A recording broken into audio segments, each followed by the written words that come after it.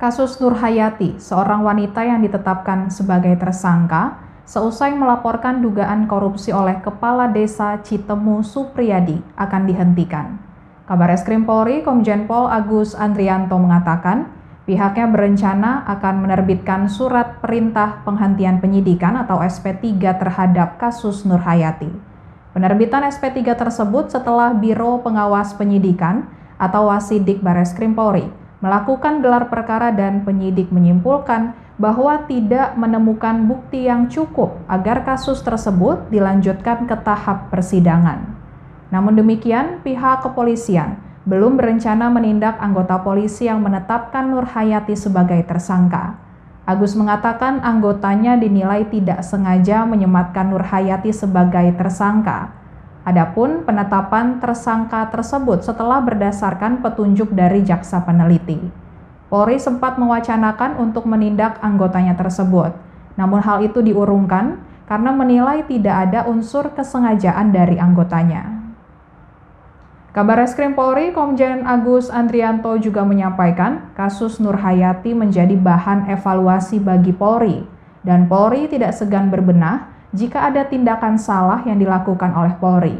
Penghentian kasus Nur Hayati pun dinilai menjadi bukti bahwa Polri berani mengambil sikap atas kasus yang menjadi perhatian masyarakat. Sebelumnya, Kepolisian Republik Indonesia memutuskan mengkoordinasikan ulang penetapan tersangka kasus Nur Hayati. Hal itu setelah tim Biro Pengawas Penyidik atau Wasidik Barreskrim Polri turun tangan untuk mendalami kasus tersebut dan melakukan gelar perkara pada Jumat 25 Februari 2022. Adapun video pengakuan Kepala Urusan Keuangan atau Bendahara Desa Citemu, Kecamatan Mundu, Kabupaten Cirebon, Jawa Barat bernama Nur Hayati viral di media sosial. Nur Hayati yang melaporkan dugaan korupsi yang dilakukan oleh Kuwu atau Kepala Desa Citemu Supriyadi justru turut ditetapkan sebagai tersangka. Penetapan Nur Hayati sebagai tersangka berawal dari pelimpahan berkas perkara Supriyadi yang dilimpahkan ke Kejari Kabupaten Cirebon. Berkas itu dinyatakan tidak lengkap atau P19 oleh Jaksa Penuntut Umum atau JPU dari Kejari Kabupaten Cirebon.